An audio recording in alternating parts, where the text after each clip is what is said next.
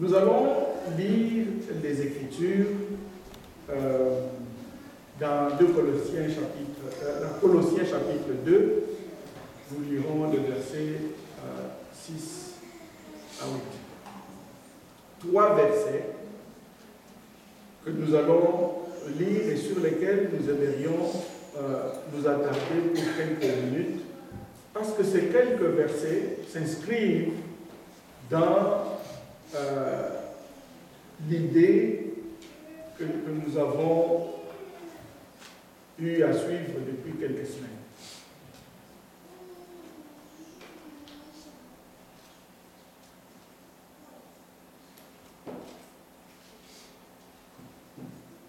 Ainsi donc, Colossiens chapitre 2, versets 6 à 7.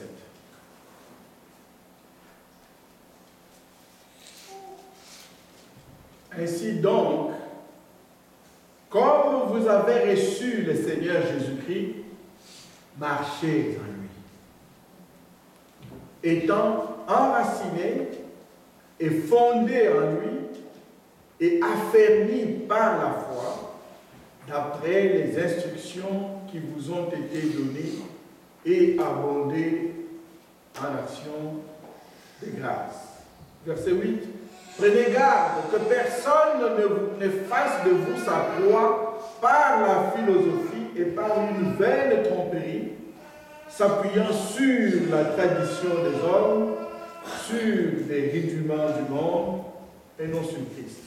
Donc on peut continuer peut-être le texte si vous le préférez, commencer à partir du verset 1 jusqu'à aller dans la suite. Parce que si le verset 8 dit, Paul parle à une communauté qui connaît le Seigneur, une communauté dont la personne qui s'en est occupée, Epaphras, était une des personnes qui aimait prier pour sa communauté. Il n'était plus avec eux, il était avec Paul, mais là où il était, il priait constamment pour les Colossiens. Et Paul va leur dire ceci. Il a écouté des informations qui venaient de Colosse, et il va savoir qu'effectivement, il y a beaucoup de choses qui se disent, il y a beaucoup d'enseignants dans la maison de Dieu, dans la moisson.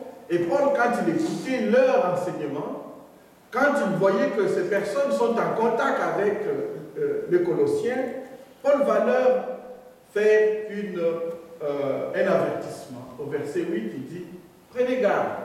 Ça veut dire, faites attention. Ce n'est pas parce que les gens ont la Bible à main qu'ils sont nécessairement de Dieu. C'est ce qu'il veut dire. Prenez garde. Parce que nous avons pris l'habitude, lorsque nous voyons quelqu'un avec la Bible, ou quelqu'un aussi avec des versets, c'est nécessairement un pasteur. C'est nécessairement quelqu'un de bien. Mais ça a toujours été comme ça depuis que Christ est là. Ça a toujours été comme ça. Rappelez-vous, si les pharisiens ont rejeté Christ, qui étaient-ils les pharisiens? Ce n'étaient pas des païens, c'était des croyants. C'était des gens qui étaient dans la maison de Dieu. C'était des gens qui attendaient le Messie. Mais lorsque le Messie arrive, les pharisiens ne l'ont pas accepté.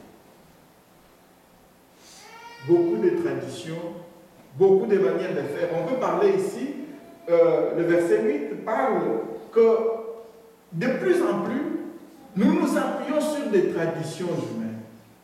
Pensez-vous que s'il y avait des traditions hier, il n'y en a plus aujourd'hui, il y en a. Les traditions, c'est quoi? C'est une manière de faire les choses qui se perpétue et puis ça devient une tradition. Une manière de faire les choses. On peut commencer à faire une chose aujourd'hui, on hésite encore. Si on refait la même chose demain, après-demain, 10 ans après, ça devient une tradition. Un certain temps s'écoule, ça devient une tradition. Et le Seigneur Jésus a été tellement aussi sévère avec eux. Si vous lisez Matthieu 23 en entier, vous allez voir que le Seigneur va dire, autant le Seigneur bénissait, où il disait aux gens, vous êtes bénis, vous qui appartenez à Dieu. Autant le Seigneur n'a pas hésité un seul instant à dire aux pharisiens, aux scribes, malheur à vous. Malheur à vous, Pourquoi? Parce que vous mettez de côté la parole de Dieu et vous privilégiez vos traditions. Savez-vous, frère, que c'est possible que ça nous arrive aussi aujourd'hui. C'est possible que aujourd'hui, je prenne ou je privilégie les traditions humaines, les traditions de notre Église, au profit de la parole de Dieu. Et si cela arrive, le Seigneur dit, il n'y a pas de bénédiction possible, il dit malheur à vous. Que personne ne fasse de vous sa proie par la philosophie. Vous savez, la philosophie, c'est la science du savoir.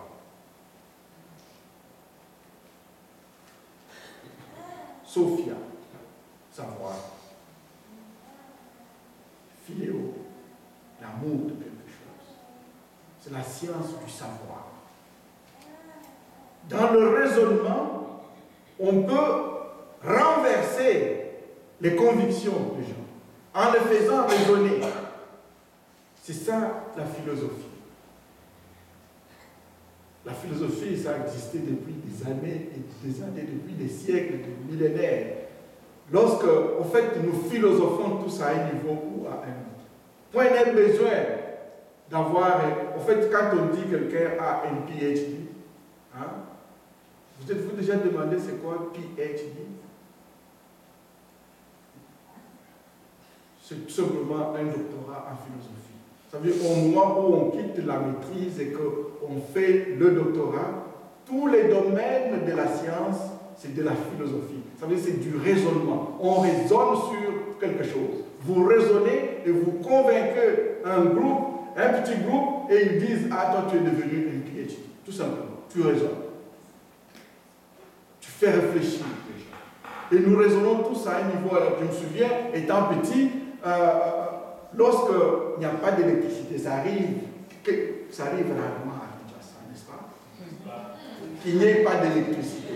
Hein?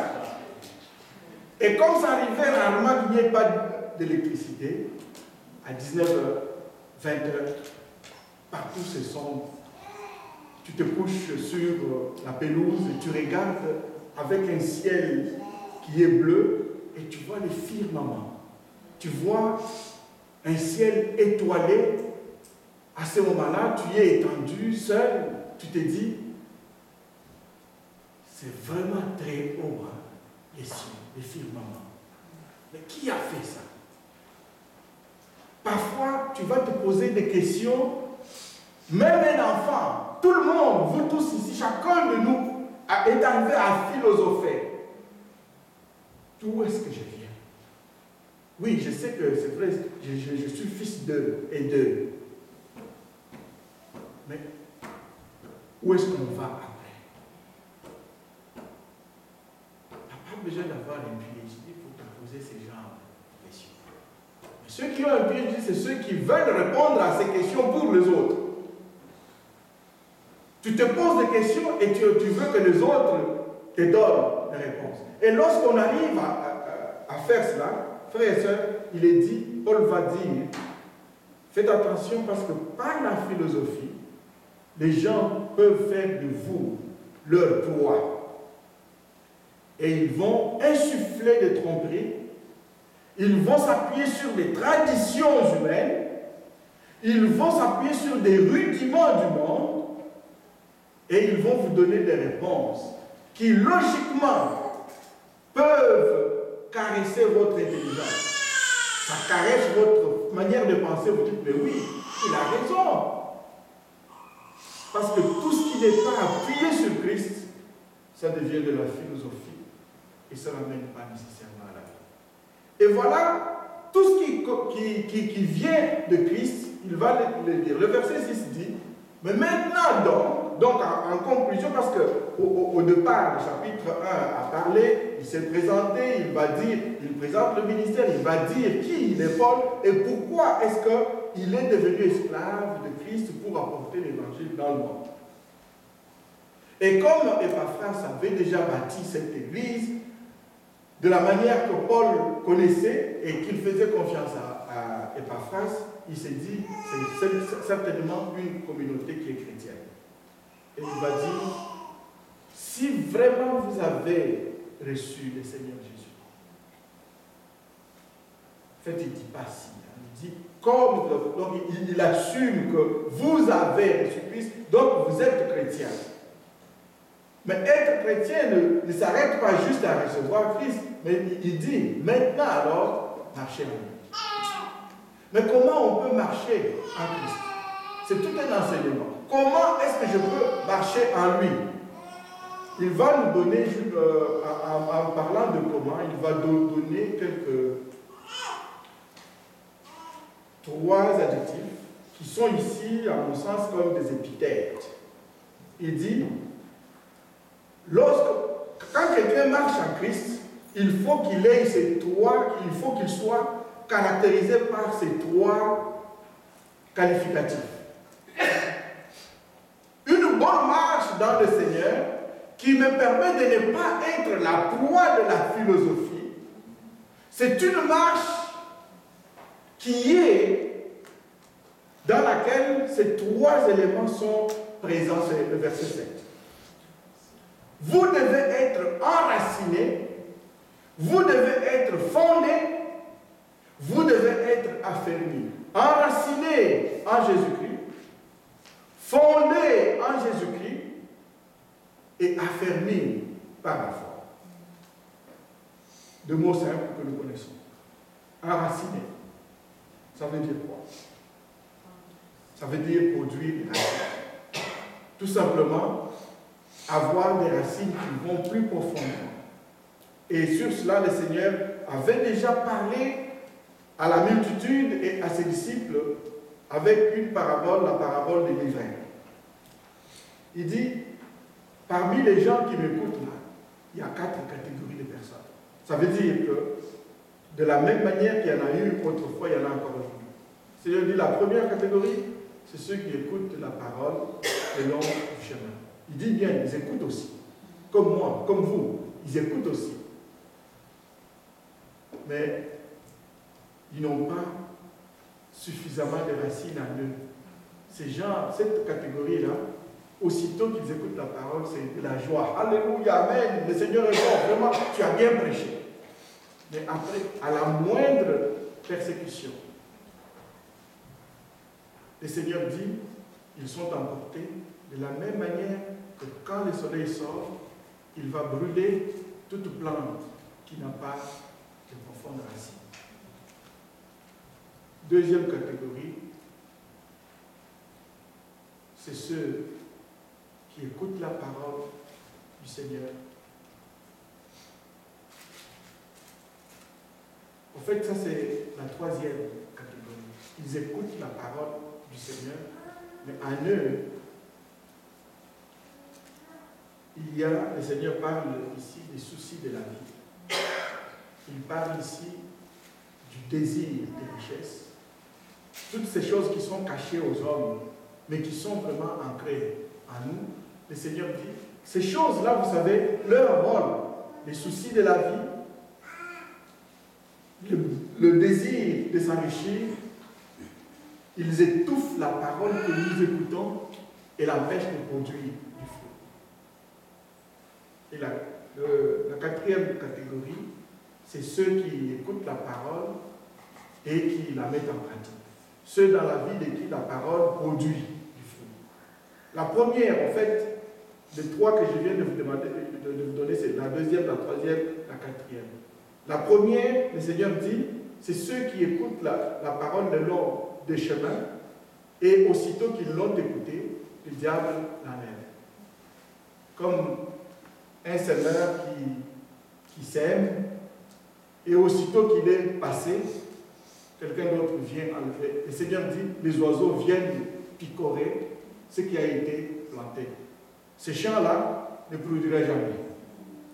Le semeur, il se dira, mais j'ai semé, je ne vois même pas la plante sortir.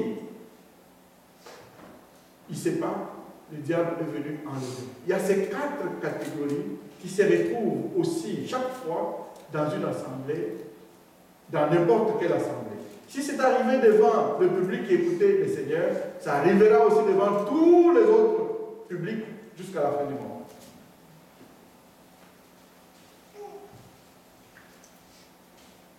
Mais le verset 7 ici devant nous dit la seule manière de marcher en Jésus-Christ est d'être comme le Seigneur le veut et d'échapper à la philosophie des gens, c'est d'être enraciné, de produire des racines. Je ne sais pas, frères et sœurs, jusqu'à quel point toi tu es enraciné. La prédication n'enracine pas quelqu'un dans la parole de Dieu. Parce que je peux aussi connaître ces choses intellectuellement, n'est-ce pas? Parce que aussi le Seigneur a déjà dit, un jour arrivera où plusieurs me diront. Je le répète encore, frères et sœurs, plusieurs c'est en opposition à peu. Le Seigneur dit, plusieurs me diront, n'avons-nous pas prêché en ton nom? Donc, la prédication ne veut pas nécessairement dire que je suis enraciné. Parce que je peux le faire aussi intellectuellement seulement. Donc, être enraciné, être fondé en lui. En d'autres termes, enraciné et fondé, ça peut être comme une répétition. Mais il y a une nuance. L'enracinement nous ramène à un arbre, et lorsqu'il est enraciné, nous savons que les vents peuvent souffler, tout ça, c'est un arbre qui résistera. Il va résister. C'est vrai qu'il y a des fois des vents si forts qu'ils peuvent déraciner les arbres. Mais d'autres arbres résistent encore parce que leurs racines sont allées beaucoup plus profond encore. Alors si les vents soufflent sur la partie visible, l'arbre tient à cause de la partie invisible. Alléluia. Amen. Ces choses, frères et sœurs, sont très importantes. Ce qui est visible, c'est ce que vous et moi nous voyons. Nous venons à l'église, nous sommes là, bonjour frères et sœurs, mais nous ne savons pas ce qui est à l'intérieur. Les racines ne sont pratiquement pas visibles, sauf les palétuviers. C'est un type d'arbre qu'on sème beaucoup le long des cours d'eau. Lorsque l'eau envahit les terres fermes, on plante les palétuviers. C'est un type d'arbre qui a la capacité d'avoir des racines qui s'enchevêtrent totalement, de manière que ça va empêcher l'eau d'envahir la terre ferme. Des fois, lorsqu'on sème les palétuviers, si l'eau baisse, nous pouvons voir les racines. Mais d'une manière générale, les racines sont cachées. N'est-ce pas? Alors, remarquez que Paul dit ici aux Colossiens, à part ce que les autres frères et sœurs voient de vous, y a-t-il d'autres choses, d'autres vertus chrétiennes qui sont enfouies en vous, qui sont invisibles, mais qui vous permettront de résister? Est-ce qu'il y en a? Fonder ici, ça nous ramène à la fondation, n'est-ce pas? David nous en a parlé le dimanche passé. La fondation d'une maison, souvent, elle n'est pas visible. Ou si elle est visible, c'est une petite portion qui est visible. Mais bien souvent, la fondation, elle est enfouie dans le sol, on ne la voit pas, mais c'est elle qui fait le gros du travail. La maison est soutenue, la maison reste bâtie sur la fondation. Qu'est-ce que tu as de moins visible, des vertus du Seigneur, de moins visibles, qui peuvent te permettre de résister? Et Paul dit l'affermissement. Être affermi par la foi. L'affermissement, frères et sœurs, c'est encore quelque chose de très caché. Être ferme, on ne le voit pas de l'extérieur. Mais on voit l'affermissement lorsqu'on est en face de quelque chose. Lorsque une fausse philosophie arrive et qu'elle veut nous bouleverser, c'est là que l'affermissement sort. En d'autres termes, c'est encore une autre vertu qui est profondément enfouie à nous. Tu vas dire, je me souviens, très jeune chrétien, lorsque je recevais des gens qui voulaient nous prêcher leur évangile, il y avait des moments où je ne savais pas quoi répondre parce que je ne connaissais pas très bien la parole du Seigneur. Mais je savais dans le fond de moi-même, une certaine chose me disait non. Ce qu'ils disent, je ne sais pas comment les contredire, mais je sais seulement que c'est faux. Alléluia. Amen. Le peuple qui a reçu Christ, celui qui marche vraiment avec Dieu, s'il n'a pas ces trois caractéristiques, alors on peut se poser la question sur notre proclamation d'avoir Jésus-Christ. En fait, le premier chrétien ne se disait pas eux-mêmes chrétiens. Ce sont les autres qui disaient qu'ils sont chrétiens. Nous, c'est un peu l'inverse. Nous, on proclame partout, je suis chrétien. Même ceux qui n'ont rien à voir avec Christ, ils se disent toujours chrétiens. Je ne peux pas être enraciné si personnellement, je ne parle pas à Dieu, à Jésus, chaque jour de ma vie. Comment tu peux être enraciné en lui si tu ne le connais pas, si tu ne connais même pas sa parole, si tu trouves même de la haine? En fait, disons les choses comme ils font. Nous avons de la haine vis-à-vis de la parole de Dieu. On peut dire que non. Vous savez, nous savons si nous aimons Dieu. Encore un prédicateur me disait ce matin, regarde juste combien de temps tu passes avec Dieu. Combien de temps tu passes dans la parole, Seigneur. Combien de temps tu aimes rester un peu à l'écoute de Dieu. C'est ça qui déterminera si tu aimes Dieu ou pas. Tout simplement. Dire que je l'aime, je peux le proclamer, je peux me faire engager à une station de télévision et dire, matin au soir, j'aime Dieu. Mais le Seigneur dit, c'est lui qui a les commandements et qui les garde, c'est celui qui m'aime. Et celui qui m'aime sera aimé de mon Père. Moi aussi, je le verrai et je me ferai connaître à lui, dit le Seigneur. Vous vous souvenez encore de ce qu'il avait dit il y a 3 semaines? On a vu dans Matthieu où le Seigneur disait que c'est lorsque vous aimez vos ennemis, lorsque vous priez pour ceux qui vous font du mal, lorsque vous bénissez ceux qui vous maudissent, c'est seulement à cette condition-là que vous serez fils de votre Père. N'est-ce pas? Or, nous passons notre temps à détester ceux qui ne nous aiment pas. Il y en a même qui ne nous ont rien fait, mais nous les détestons juste parce qu'ils appartiennent à une tribu qu'on n'aime pas. Et après, nous sommes dans l'église pour prêcher, pour prier, pour chanter. Frères et sœurs, jusqu'où est-ce que je peux dire que je suis enraciné, que je suis